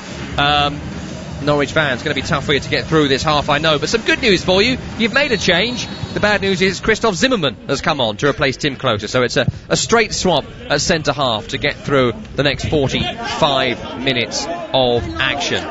We are now underway. Here are your teams. Tim Krul is in goal for Norwich City. Backline now is Max Aarons, Ben Godfrey, Jamal Lewis and Christoph Zimmermann. Midfield is Anel Hernandez, Todd Cantwell, Kenny McLean and Alex Tettey. And there is no striker because Drmic has been sent off, and there is no number 10 because Emiliano Buendia has also been sent off. Bench, Michael McGovern, Lucas Rupp, Mario Vrancic, Marco Stiepermann, Teemu Pukki, Adam Ida, Akim Famiwo and Josh Martin. Burnley coming forward here, cross on the left-hand side towards Rodriguez, breaks towards Peters. I'll give you their team shortly as they're coming forward here with Westwood, cross towards Wood, heads it back towards Goodmanson, who's picked it up in the area, but Jamal Lewis is with him. Outright to the veteran Bardsley, who turns away from Anel Hernandez. And this is going to be all Burnley second half. The rare treat of Burnley dominating possession here for us. As McNeil crosses, Rodriguez jumps over his head. Recovered by Goodmanson at the back post. Behind him is Bardsley. Bardsley further outside of him to Goodmanson. Into Josh Brownhill, who's in midfield in place of the injured Jack Cork at the moment. Onto Westwood, that metronomic figure in the centre of midfield. Left to the captain, Tarkowski. James Tarkowski, I'm just saying it weird now for fun. People tweet us with mispronunciation fun if you want to. Crosses caught by Krull of Norwich, and here's the Burnley team. Nick Pope's in goal. James Tarkowski is at the heart of defence alongside Kevin Long, Eric Petersfield Bardsley at full-back, Johan Berg Goodmanson, Josh Brownhill, Dwight McNeil, Ashley Westwood in midfield, McNeil and Goodmanson the wingers, Chris Wood, Jay Rodriguez are the men up front. On the bench, Bailey Peacock Farrell, the goalkeeper, Robbie Brady, Matej Vidra, Max Thompson, Jimmy Dunn, Josh Benson, Mace Goodridge, Anthony Driscoll-Glennon and Joel Mbongo, the Swedish forward, as Peters takes a drive here from the edge, and it's palmed over by Tim Krul, who's got a couple of words for his defenders for not closing him down. This may well be Burnley against Tim Krul for Dave Kitson. Yeah, it is. It absolutely is. And, you'd set this up in training, actually, because for Norwich, it's a 4-4. Which you don't get to say. It's 4-3, isn't it? You don't get to say very often. It's not even 4-4 in commentary. They've lost another one to that. It's 4-3-0. It's painful. It's a 4 at the back and a 4 in midfield, and Tim Krul. And you'd set this up. You would set this up in training. Never the other way around, only ever for an attacking team, just to see how they can do. And I always think this as well, this is an opportunity for Sean Dyche. There's just no point in playing the back four at this point. There just isn't. Put on another midfielder, let him get some confidence, let him get on the ball, let him orchestrate things. I think it's a real opportunity for Burnley as much as anything else. Do you think Burnley have the ability to be cavalier, though? Well, I don't know. But I go back to... It's a bit of a stretch, but when you see England play in competition against the San Marinos of this world and the people like that, and they start with a back four, and you think, why? What's the point of that? Put on a midfielder, get the ball, get it down, play. Norwich are going to offer no threat here. Well, you got the four at the back, you got the one in midfield, and a three in front of him. Teti sitting kind of in defence, kind of in midfield. He's 34 years of age. Yeah. On his third relegation from the Premier League, never thought he'd play 30 odd games this season. Shouldn't be playing that kind of many games, but has and is. Yeah, and now you're asking him to sit in front of that back line, linked to the midfield in some way. Look, if you're up against a four and you've got 9 men, whack another midfielder in there so you've always got one spare. And you're talking about an entire half trying to defend against 5 with the 2 up front. It's just, it ain't going to happen. You may as well find out more about your team. Burnley are going to find out more about their team here than Norwich will about them. This is for this. It's all about Norwich trying to defend and keeping it down to 1. Rodriguez wins a free kick on the halfway line. Godfrey's clattered into him, and Burnley will play it short. That's how confident they are now. They're actually playing free kick short. Burnley. Now here's Brownhill onto Westwood. Right of centre, looks diagonal into Wood in the area. He's tried a first-time volley at goal when he had time to bring it down and take the strike, but I think he's feeling a bit cocky there, to be honest, and he's got it wrong. Yeah, it's sloppy. It is sloppy from Chris Wood, because he makes a great run. He pulls off Godfrey at the back post, and it's coming onto his left foot. He just has to control it. Just control it. He's got all the time in the world. He goes to put his laces through it. There's just no need. Just control it and slide it past Krul. And he had the look of a man who thinks, yeah, do you know what? That was sloppy for me. 5 minutes gone in the second half. It's still 1-0 to Burnley against 9-man Norwich. For those just joining us, Buendia and Dermot sent off in the first half. Wood scoring with the last kick of the first period. Is there a desire for Norwich to keep Burnley out? Do they have the personnel to keep Burnley out? Do the Clarets want that crushing victory? They are looking for European football. A goal difference swing would be massive, though, on many sides. They're on -8 going into this one. Incredible they'll be in the top half with a negative goal difference, but there we are. Maybe they could rectify that today. As Anel Hernandez stops the advance down the right-hand side of Bardsley. Bardsley then holds him up. Anel Hernandez has done well to look back inside his own half and find Jamal Lewis, then to Godfrey. To his right, in his own 6-yard boxes, Tim Krul, who's already made a couple of saves in this half, with the 4-4-0 formation, or 4-1-3-0 formation that Norwich have now. The ball's going to keep on coming back, and it comes back again. McNeil thinks he was fouled, and he just stopped playing. Yeah, when his boots come off, he's thinking, well, my foot must have been trodden on. He doesn't get it. Kevin Friend's given nothing, and Norwich are playing on. Cantwell has found a pass back to Teti, on to McLean, who's now carried Norwich over the halfway. Into Onel Hernandez, back to McLean. Challenged by Tarkowski. Breaks to Cantwell. Is there a chance that Burnley might be too relaxed here? Yeah, I was just thinking that, actually, given this passage of play. Certainly it seems Burnley's sort of... the effort in and around 5 yards of the ball to close down has sort of waned a little bit in the first 5 minutes of this second half. And that is a danger. You can get caught with a sucker punch there. And, 9 men should not be having this amount of possession. Yeah, they've had it for a good 40 seconds or so here, Norwich. They're over the halfway left-hand side. McLean, Lewis, Cantwell. It's over the top towards Anel Hernandez, who nearly chased onto that one, but Nick Pope was alert to it. Gathers and throws out left to Peters, and this is where you can see there's a lack of bodies, because he's allowed to just nudge up towards the halfway line. No one coming to him, apart from the veteran Alex Teti. McNeil into J. Rodriguez. Lovely first touch. Shot blocked by Godfrey. Well, this is a training session, and with no fans, it really feels like one. Crossed by Westwood. It's away by Zimmerman's head. Recovered by McNeil. McNeil's ball back post. Brought down by Jamal Lewis when he didn't really need to. Goodmanson nearly nicked it. Lewis has done really well, actually. Gets it away from Goodmanson, then out of the penalty area too. Finds a short pass, didn't panic. Because they can't just pump it upfield, can they, to a striker to hold it up, because the striker's been sent off. Yeah, and that's the danger as well, because Norwich are not the greatest team in the world at keeping the ball. They certainly try. They certainly try. It worked for them in the Championship, but they had an out ball. Trying to keep the ball when you're 2 men short in the Premier League, that is a difficult ask. Tchaikovsky's given a free kick away here.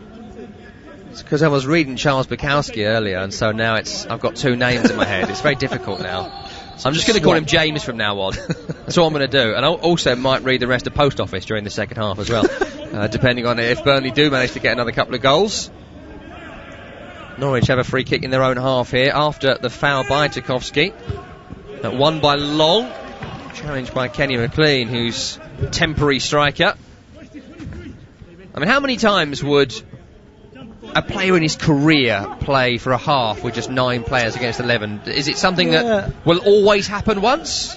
I'm trying to think whether it ever happened to a team that I played in or against. I mean, it must have. I can't. Must it? I mean, it's very rare. As we said earlier on, it's over a decade since it happened to Norwich. I can't recall too many. Come back to that as McNeil has crossed towards Rodriguez. Aim's been all off today for Rodriguez because he keeps going really near and the ball keeps going far. McNeil and Rodriguez need to have a conversation. Yeah, and it just needs to be a little bit more succinct, if you like, just a bit more accurate. This does happen to a team when it's sort of this easy. For some reason, I don't know why, but the effort tends to drop off. You think it'll just happen. Last time this happened in a Premier League game, I'm being told, was for Stoke City, would you believe it? No, I would not. Stoke had 2 men sent off against West Brom back in 2015, August 2015. So it's the first time it's happened in 5 years, nearly. Yeah.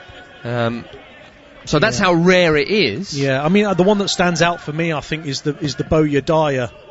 Yes, they were both sent off for fighting each other, weren't they? Yeah, which is probably the first time it's ever happened. I was once at a West Ham game against Leeds United where West Ham had 3 players sent off. Must have been around 1997, 98. Yeah. And it was Ian Wright was one of the players that got sent off. I'll get one of our minions to look into this to get me some details, but in fact we only have 1 minion, but I'm sure he's going to look into it for me. Yeah. But I remember it was an incredible game. I think West Ham lost 5 or 6-1 in the end, around 1998. That's the only time I can really recall it. I do remember Neil Warnock. I think because once it gets below a certain number, the game is abandoned, isn't it? Yeah, I think 5 have to get sent off for it to be abandoned. Yeah. Might be Norwich's best tack at this point as a cross comes in towards Rodriguez. This time the header's gone wide and he has just shoved Aarons in the back. He's looking a bit frustrated, Jay Rodriguez. He'll be hoping to score a couple of goals here. It is. You can get a little bit anxious, actually, as a striker, you know, and a little bit angry at your players around you when they're not doing things quite as fast as they were in the first half. Like I say, you know, it just becomes that little bit too easy. But as a striker, it's so frustrating because if the team keeps its tempo, you feel that the goals are there. 57 minutes on the clock. So I'm getting some details on that game that I was at. It was 5-1 in the end to Leeds United. It was the 1st of May 1999. Ian Wright, Shaka Hislop and our friend Steve Lomas was sent off. Shaka was sent off. Di Canio scored for West Ham. For Leeds United, champions of the Championship now, of course. Yep. Jimmy Floyd Hasselbank, Alan Smith, Ian Hart, Lee Bowyer, who went on to play for West Ham twice, and Erling Haaland's dad, Alfie Inga, also got on the score sheet. That was 3 red cards back then. Incredible day. Was it something Harris? Rob Harris. I'll never forget that, Rob Harris. Not one of them was a red. This might be a chance here for Rodriguez to make it 2. Shot blocked by Zimmerman. Recovered by Burnley again, who will come forward again. Queuing up here to shoot. McNeil in the area. Shot blocked by Zimmerman. Breaks to Peters, who now does have a shot. And that's it now. It's just get it and shoot for Burnley. That's where we are. That one goes wide from Peters, and Zimmerman has a few positive words to say to his defence. And to be fair, since he's come on, they have looked more solid than Tim Closer, who doesn't look a quality defender at this point in his career. Yeah, no, and he actually makes a great block from Rodriguez. He's so good at that technique, Rodriguez. It always seems to come to him on the half volley. He's so good at keeping it down, and Zimmerman manages to get the block in. 58 minutes on the clock. Premier League Live. Tom Rennie and Dave Kitson with you. It's Norwich 0, Burnley 1. Wood with the goal. Buendia and Dermich both been sent off for Norwich City. And just a reminder, for our international listeners, you are going to be able to hear the FA Cup semi-final after this. John Anderson is with Kit Simons for Arsenal against Manchester City. That's a 7:45 UK time kickoff, and we'll bring you some team news on that game as soon as we can. A game coming from an empty Wembley Stadium, minus the essential staff and the players, of course. And now Hernandez has it in the attacking third, trying to get around James Tarkowski. That's easier said than done. Burnley captain has won it back, and the Clarets can look to break up field, and that's where they can make their multiple man advantage pay. But Godfrey's done well, turn of pace to get there before Rodriguez. Ball down the line towards Rodriguez. Not a ball that Jay Rodriguez will fancy at the best of times. And Godfrey was able to bring it away. That's a bit of a late challenge there on Godfrey as he cleared down the line to nowhere. And the free kick has been given. He's played well, hasn't he, Godfrey, to be fair to him in this game? Yeah, I mean, given what's been thrown at him by his teammates, he's performed pretty well, actually. And I'm a bit disappointed with Burnley. They're making a change here. Maybe they're going to go for Brady coming on for Goodmanson. That's the first change they are making in the game, Burnley. Robbie Brady for Johan Berg Gudmundsson, another who's coming back from injury this season. But substitutions aren't really Sean Dyche's thing. That's been a big story, hasn't it, during the project restart period, averaging, I always hate it when it's written like this, but they're averaging 1.7 subs per game. You can't have 0.7 of a player. I hate stats like this. But essentially, they make less than 2 per game in the 7 or 8 games you've had since restart started. Often it's just one change for Sean Dyche. That's maybe reflected in the quality of his bench. I mean, there's a few players here that have never played in the Premier League before, or made very sparing appearances, so he hasn't really got those options. Yeah, possibly. I do think it's just more of, they just remind me very, very much of the Stoke team that I played in. Get your 11. It has a very definite agenda that everyone adheres to, and you might make 1, possibly 2 subs, but generally speaking, it'll be to waste time. Get them as fit as you possibly can, and they are a fit bunch, Burnley. There's no getting around that. And you can't argue, can you? I mean, how many clean sheets was it? 14. 14 clean sheets, phenomenal. They've got a free kick, Norwich. Bardsley has brought down Kenny McLean driving down the left-hand side. McLean desperate for a free kick, and Kevin Friend gave him one. They've sent players forward here, Norwich. And why not? Already down. Showing the cavalier spirit. McLean's ball in. Away by Bardsley. Is recovered here by Josh Brownhill. Carries a couple of feet forward and then goes back towards Peters, and Burnley retake possession. Norwich do nothing with their set piece. Tarkowski bangs one crossfield, picked up by Robbie Brady. Scored some decent goals for Burnley in his time at the club. Usually set pieces. The Irish international has a beautiful striker of the ball with his left boot. Cross towards him here by McNeil is overhit. Not for the first time today from McNeil. Yeah. For me, the problem really is once you're, from a Burnley point of view, once you're playing against 9 men, everyone has too many touches on the ball, and you stop moving the ball as quickly as you should. Everyone wants to get on it. You're not getting closed down, and it just slows your game down. I think Burnley would be well just to play the way they played in the first half, a lot quicker tempo. Maybe that's what the former Norwich man Robbie Brady has been brought on to do, as Johan Berg Gudmundsson didn't quite provide that impetus on that side. In the hour we have played, 63 minutes down now, 1-0 to Burnley. Header won by Long from the goal kick, retrieved by Brady. Infield, he'll find Brownhill onto McNeil, who's narrow. Outside is Peters. Back inside to Dwight McNeil. Forward to Brownhill in the area. Cross comes in. Jay Rodriguez leaves it. Brady with the volley. And it's another wild effort, this time from the right boot of Brady.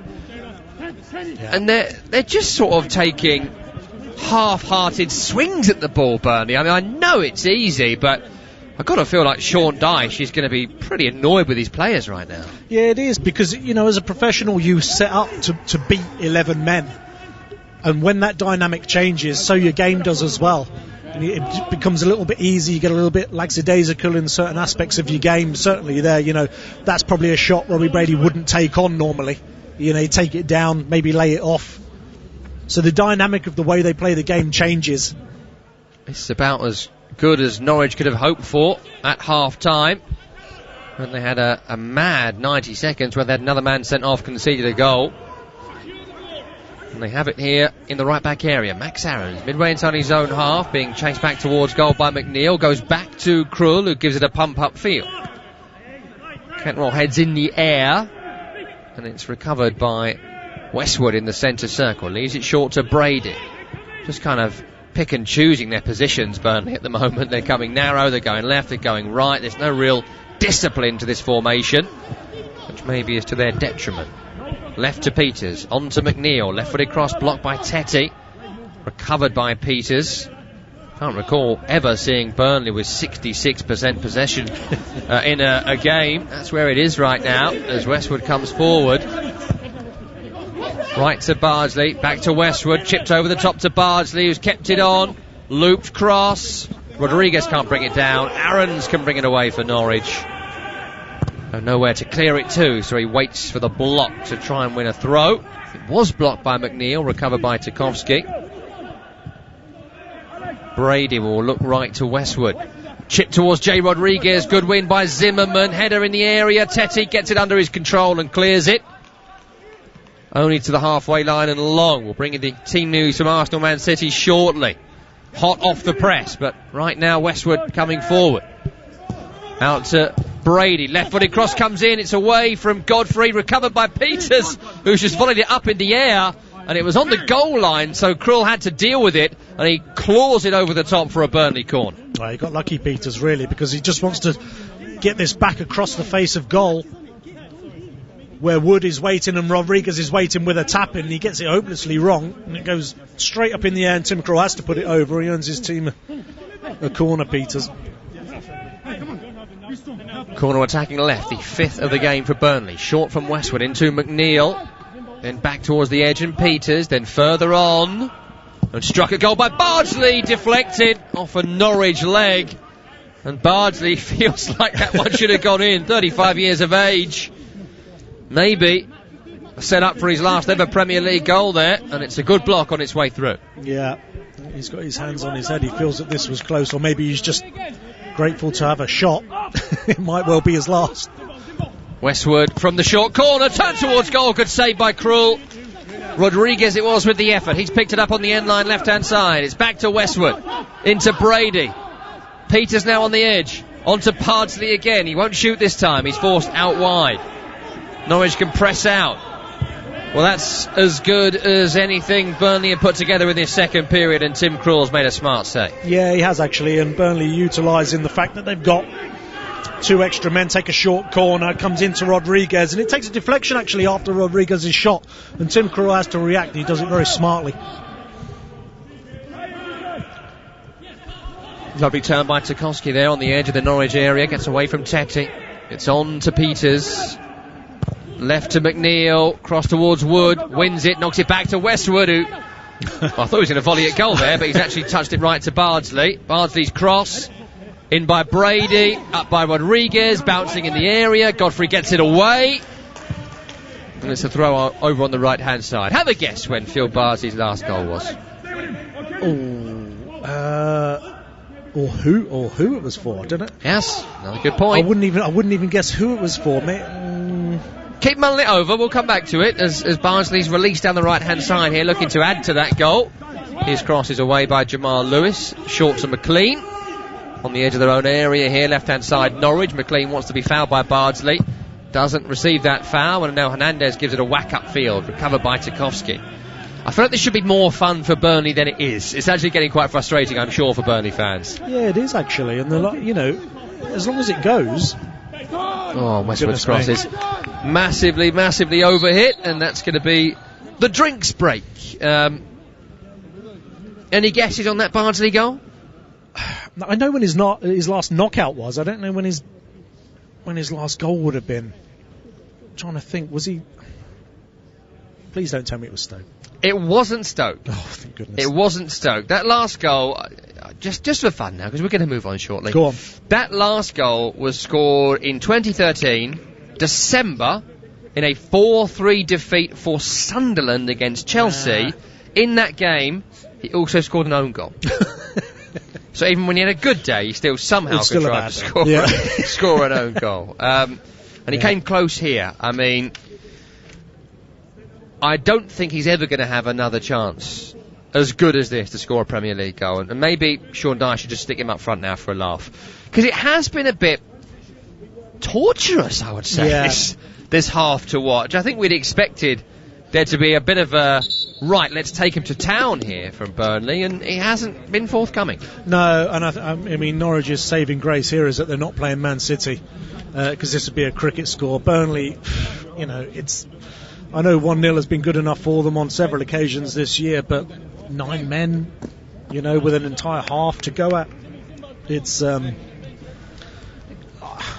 pretty poor, I have to say. I expected more from them than this. It was a great gag from our friend Danny Kelly, who said, congratulations to Norwich City, down to 9 men at half-time, making it therefore easier for everyone to socially distance in the second half.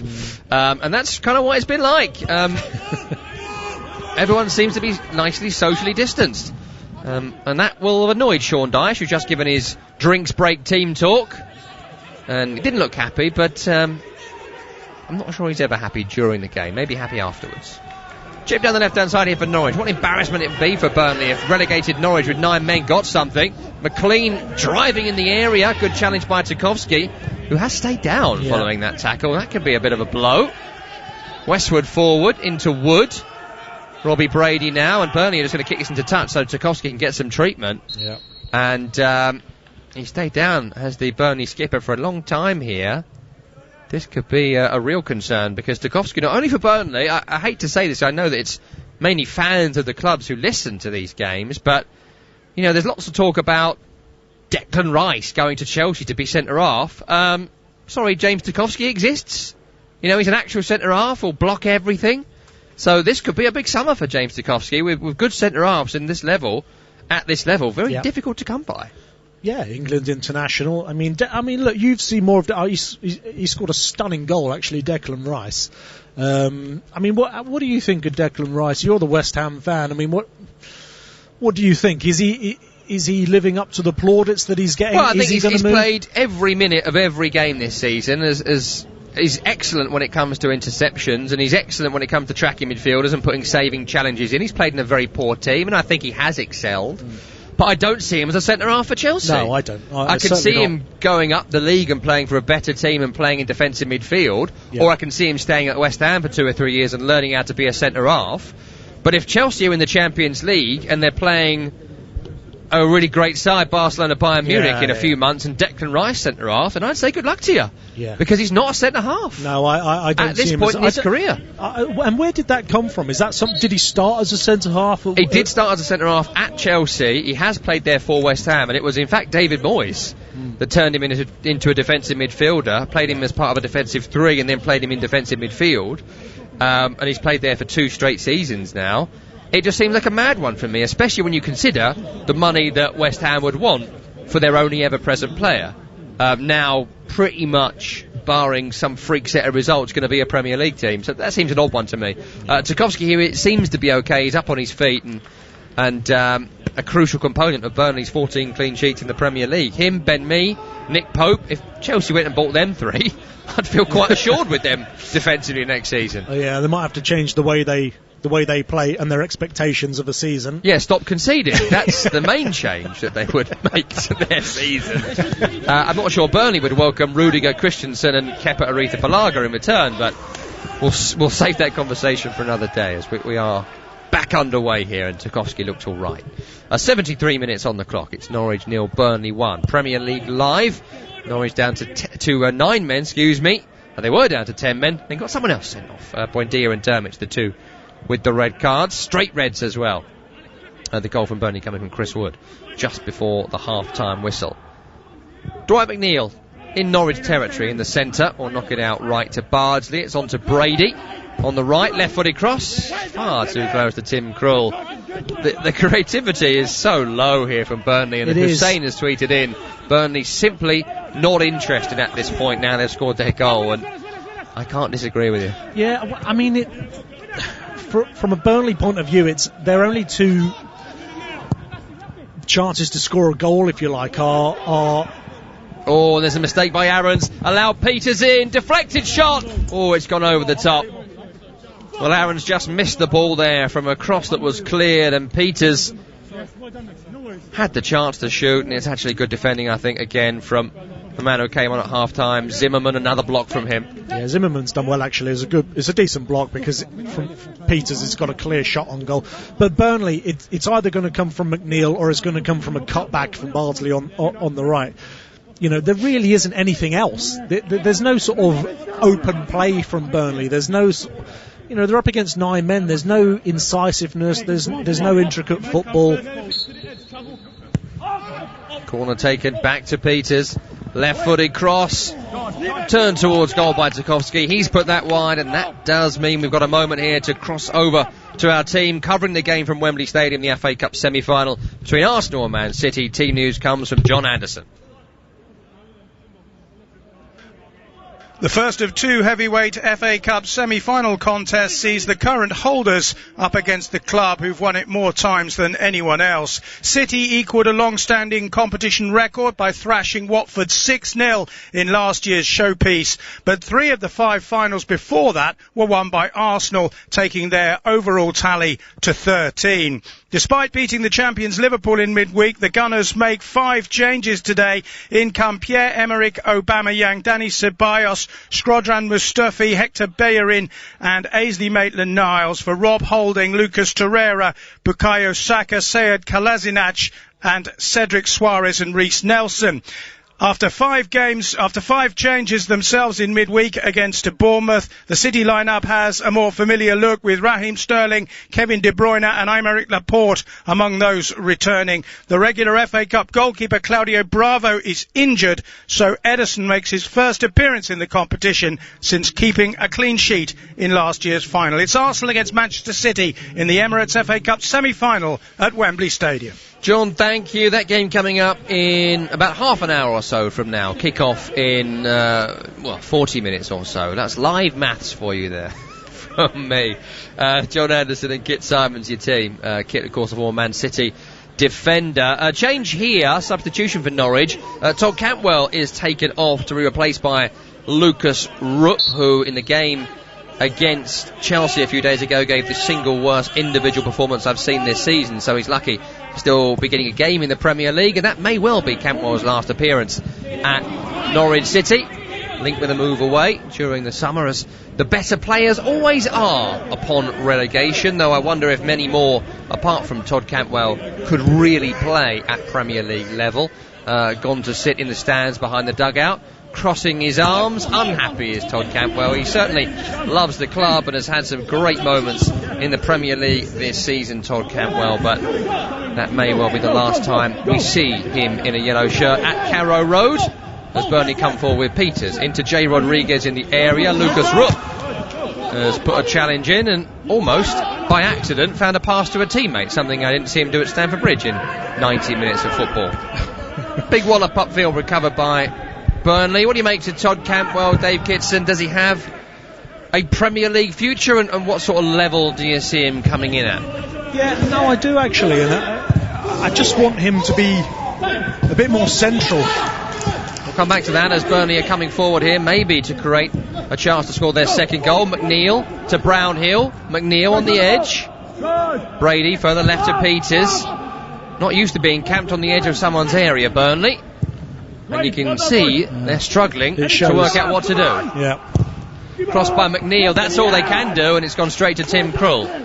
They just need someone to play number 10. McNeil is trying, but when it doesn't work for him, he goes out wide, and puts it across. No, it's like I said, it's either going to come from a cross or not at all. It's the open play is just something they're not used to at all. Could do with a Todd Cantwell, I would say, Dave. Yeah, someone like that. I watched him this season like we all have, and there are glimpses of a decent player there. I think he's wasted out on the right. He certainly hasn't benefited being in this team out there. It's been a thankless task for him. Brownhill with a drive from distance here for Burnley, and he's put it wide. Chris Wood complaining in the penalty area, he wanted that to feet. But I think a few shots is not the worst thing for Burnley at this point. 12 minutes remaining, they're taking on 9 men here, and they've created almost nothing in this second period. And also, that 9 men, by the way, got relegated last week and are on for the worst top flight season in their entire history. Yeah, I think this is poor from Burnley. I really do. I mean, it really shows their limitations, actually, playing against the 9 men of Norwich. Like I say, the open play is just non-existent. Chris Wood there, he wants that into feet. Brownhill has shot. He wants that into feet. And if he gets that into feet, he's got one man behind him in the area, whereas he can spin or lay it off. And it's just, you can see how alien that was to play that ball. Brownhill, he'd rather shoot. Much to Chris Wood's frustration, he's come off, and I don't blame him, to be honest. Yeah, Matej Vidra's come on to replace Chris Wood here. Different type of striker, Vidra, a bit of pace to him as Rodriguez crosses to him, and Krull has come out, and he's done well to stop Vidra turning that home. And that's what Chris Wood and Rodriguez together don't offer, that Vidra can, and Krull again has done very well. Yeah, because Vidra he's more mobile, taking nothing away from Chris Wood. I think he's a very decent player for Burnley.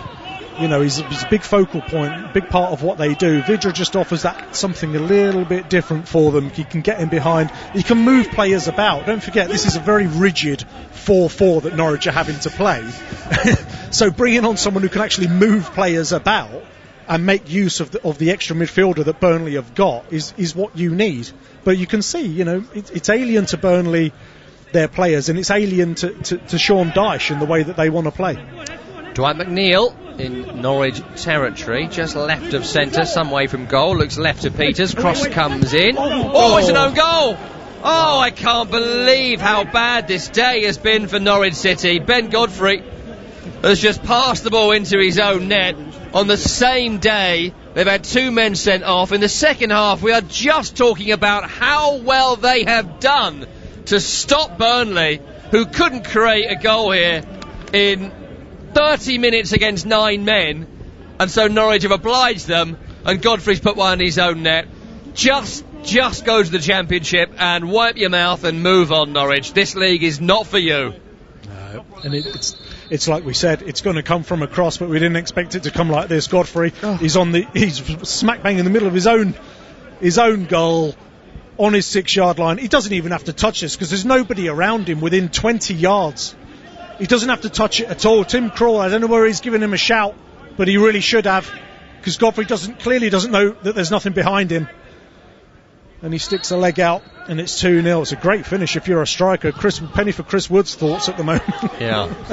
Well, I doubt he would have been there to turn it in anyway, considering his performance in the game so far. But on 81 minutes, it is now Norwich 0, Burnley 2. Ben Godfrey with the own goal, and it was a grimace all round from everyone involved with Norwich City. And the way you go down and the way you end a season can have a massive impact the next season. We saw with Watford, FA Cup finalists, but they're awful form at the end of the Premier League. Bled into the start of this. Right now, Crystal Palace on an awful run. They've got concerns about next season.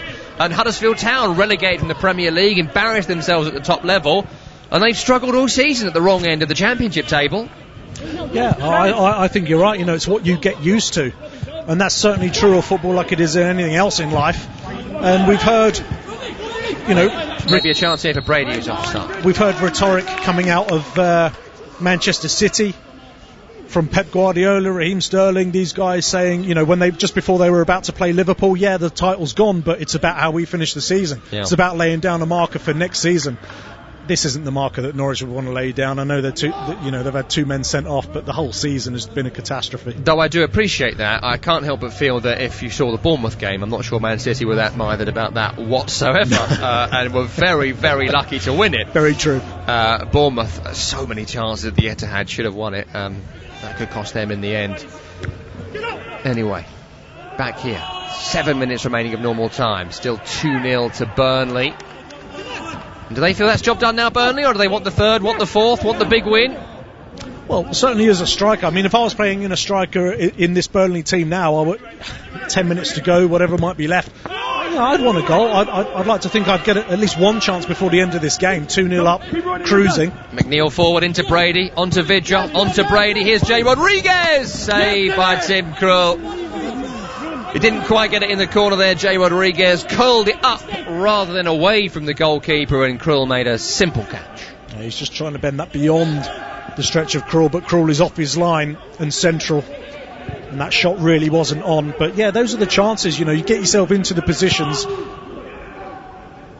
High ball here for Norwich. And now Hernandez! Oh, it's a great save by Pope. Well, that is for absolutely nothing from nowhere. And Anel Hernandez shot. It was almost a weird effort. It hit the ground and span up. And Nick Pope is going over his head into the net.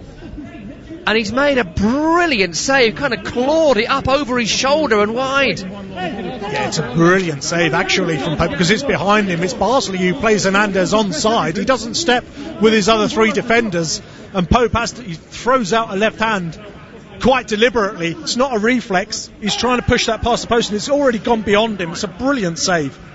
Would have been a slapstick goal suitable for this game, but Pope didn't allow it. It will be a corner to Norwich on the left-hand side. Whip towards Godfrey, trying to score at both ends, but his header will bounce harmlessly wide. Well, it's unbelievable, really, that Norwich nearly scored a goal here. And I mean, I think, understandably, Burnley fans would be furious letting Norwich in any way back into this game. Yeah. And that's the issue, isn't it, with games like this, is that you think, oh great, we're going to cruise to a win now, but then actually when you get a performance like this, it can be quite demoralising. Yeah, I agree. And but for the own goal, Norwich, they could have made this very, very uncomfortable. I know each team doesn't really have anything to play for but pride. But it's like we said, about going into the next season, that if Norwich could have nicked one, this result would have been, we were up against 9 men. And we still couldn't see it out for all the good that Burnley have done. Maybe a third here for Burnley. Vidra heads it back on towards Brady. He'll get there. Oh, and Krul tried to slide in. Brady got it away. And I think if this match meant more, Brady might have taken a dive there. He would have gone over, yeah. He let it go and it's gone for a goal kick. Yeah, it's a hopeful ball. Gets nodded down pretty well. Brady gets onto this first before Krul. Krul makes no attempt. He's already wagging his finger. Brady's a former Norwich man as well. He wasn't going to cheat for that one in this scenario. Yeah, the way that Brady goes down, he's expecting to get taken out, and when he doesn't, he jumps straight back up. I actually got booked for something very similar. Oh, really? Yeah, and people still bring that up. It's really weird. You're the man bringing it up now. I didn't even know about it. Yeah, no, well, it's against Google QPR. It now. Google Dave Kitson cheating. In fact, don't Google that. No, it's a whole other category. Do not Google that. Don't do at that. All. No. I don't recommend you do that. My wife is listening in. Please do not. They've made a change, Norwich. Adam Eder has come on, and he's replaced Anel Hernandez, who nearly scored moments ago. Sorry about that, Dave. Moving on swiftly, Burnley coming forward from Pope's big blast upfield. Rodriguez finds Vidra in the centre circle. Is Brownhill left to Dwight McNeil. McNeil left to Peters. Cross by McNeil is blocked. Away by Alex Tetty. Got a feel for him. Third relegation for Norwich City. Wearing the captain's armband, long-time servant. Here is Vidra in the area, trying to turn away from Godfrey. Back to McNeil in the area, can't get his shot away. Challenged by Tetty. Tetty then beats Brownhill to the loose ball. Rupp. No way he's going to keep this, no way. He's fallen over and won a free kick, luckily for him. McNeil's then taken a shot at goal. And they just strike as a team, Burnley, that are just kind of discovering who they are here, and that might not be a good thing. No, because they're just not used to being this dominant in a game. It's it's like I said at the start of the game, they have a very definite plan. It's home or away. They break the game up, into segments. And the first 15 minutes of every single game, home and away, it's don't concede. Once they get past that, they then impose themselves on a game. Here, clearly, we can see they don't really know what to do. This is completely alien to them. 74% possession in the second half, 13 attempts at goal, of which only 3 have been on target. The only goal they have scored was an own goal. Lessons learned for Sean Dyche, yeah, I think so. here. Yeah, and maybe for, we talked about his future. His big complaint is the lack of investment he's had in the squad. If they had a couple of number 10s here, if they had someone who could create for them, if this was pretty much any other side in the league, as Jay Rodriguez has picked up a loose ball, or Zimmerman in the penalty area, Zimmerman's got back at him and done really well to recover it. He's gone for a goal kick as well off Rodriguez. Yeah. If they had a number 10, I watched West Ham last night, and their bench had Manuel Lanzini, and it had Jack Wilshere, and it had Yarmolenko. That's all they've got is rubbish number 10s. If one of them could come off the bench here for Burnley, they might well boss this game. Well, yeah, I think from a Burnley point of view, the cash just isn't there for it's got to be there to a degree. They've been in the Premier League for years and years now. No, I think Burnley's been up for sale for a while. I don't think they want to spend any more money, but I do think in the loan market, there's no shortage of players in that mould, as you say. If Bournemouth went down, there's people like David Brooks. If Watford were to go, they've got Tom Cleverley, Abdoulaye Doucouré, there could be a good market for them, maybe. Delafeu, maybe, once he's back. There are players out there. I think the loan market, really, for that type of player specifically, is quite an interesting market for Sean Grealish at Villa, Well, if he's not touched by the big clubs, someone's got to take him. I think he will be. Vidra searching for a third here for Burnley, saved by Tim Krul. Got to give it to Tim Krul. He hasn't given up here at all, and he's made, if not a lot of incredible saves, though a couple have been, he's just made consistently solid stops in this game. Yeah, he's done well, Tim Krul, but it is target practice, isn't he? And he's a decent, he's a decent keeper. He's been around for a long, long time. He's gets his angles right with this one with Vidra, but yeah, it's a thankless task, really. Still just 32, Tim Krul. This is his 250th appearance in English League football for Norwich, for Brighton and for Newcastle United. And there are a few pretty poor goalkeepers in the Premier League right now. It's another one. Sorry to be talking like a vulture here in the last minute of the game, but that's the conversations that are happening right now. Could be a good option for someone, Tim Krul. Yeah, he's more than capable, certainly. Are Burnley capable of creating a chance from open play? Here's Rodriguez into Brownhill, back to McNeil, chip in the area, has to be a cross. That's all they've got, Burnley, and it's cleared away by Norwich. Forward by McNeil, up in the end by Godfrey. Rook will control on the edge of his own area. Back to Aarons, who blasts it upfield. And I can't believe they put 4 minutes onto this game. Who on earth has done that? Come on now, where's the sympathy? Why would you do it? Down to 9 men, Norwich. They've had to suffer for so long in this game. And they've still got 4 minutes to endure of this awful, awful season at Carrow Road. They're in danger here of becoming the third club to lose 5 straight matches at home without scoring a goal. And there's lots on that. They're the first to do it in the top flight since Birmingham City in 1922. That's how bad this home record has been. And it's going to happen unless they get another freak attack like the Hernandez one earlier. Home form since the restart, truly abysmal. Not scored a goal here since the restart. Not scored since Jamal Lewis scored the winner against Leicester, would you believe, before the restart, before the lockdown happened and all that. They're deservedly getting relegated, but you have to have a heart of stone to want them to get completely thrashed in this scenario. Here's Burnley coming forward again. Peters cross blocked, and what they've played for all game here, Burnley, they've got a corner. And they might actually have a chance from this, because from open play they look just so pitiful. Yeah, from open play you can tell it's not their game at all. Oh, but you want to come on here for Norwich, whoever this is. Hopefully there's a decent performance bonus for the man coming on here, Mario Vrancic for Alex Tettey. 2 minutes remaining. I'm sure that's the reason he's coming on. It can't be the only reason he's coming on at this point. Not even the warm applause you'd get from the home crowd for Tettey. You certainly would get it. Yeah. Another hard-working showing from Tettey in midfield. Corner on the attacking left-hand side. It's a deep one. It's volleyed towards goal. Saved by Krul. It was Bardsley with the volley. They're desperate to set him up here. Is he chasing the golden boot or something? It's a decent strike. He's into the ground. Met it nicely. Yeah. On target. But 2-0 might well be all that they're going to get from this Burnley, and that will leave some heads to be scratched at Turf Moor, despite it being a tremendous result for them. 7 unbeaten, above Arsenal in the table. Just one defeat in what would be 15. First win here, for those that care about that sort of thing, since 1976. First top flight win, that is.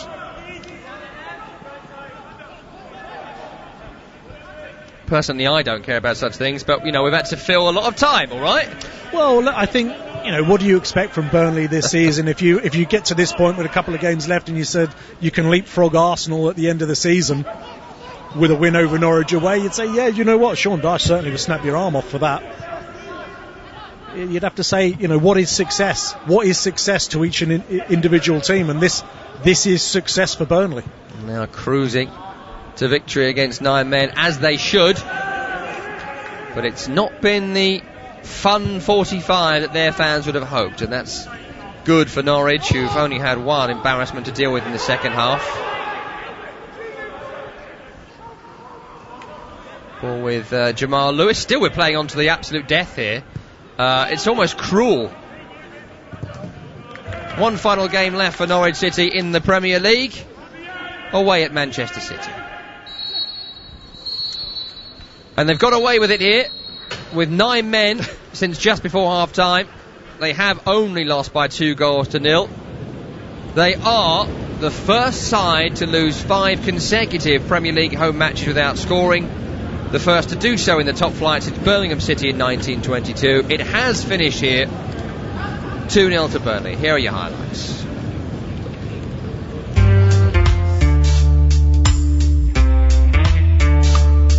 Buendia is sent off for a stupid elbow on the back of the head of Ashley Westwood. He can smile about it, but that was nothing short pathetic from Buendia. His Premier League season is over, and I think his Premier League career is probably over as well. Yeah, it could well be, and for what? Challenged by McNeil, that should be a red.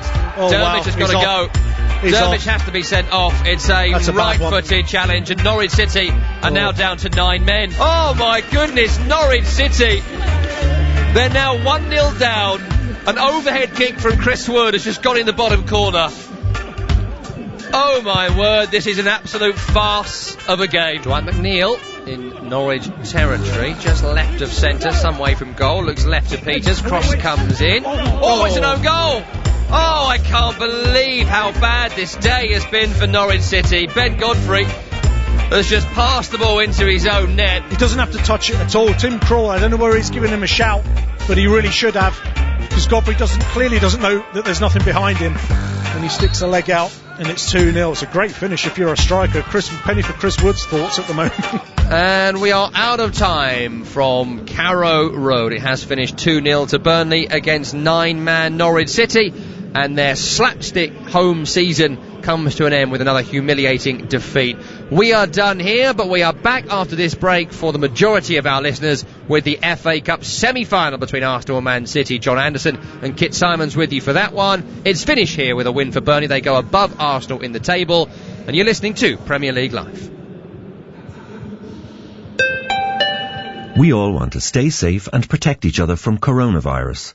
We do this by cleaning our hands, social distancing, and covering sneezes and coughs. We can also do this by wearing a face covering. Face coverings help prevent people who don't know they have the virus from spreading it to others. They should be worn anywhere it's difficult to stay 2 meters apart, like shops or public transport, or when visiting anyone who's more at risk. Wear a face covering. Stay safe. Protect each other. See hse.ie for more.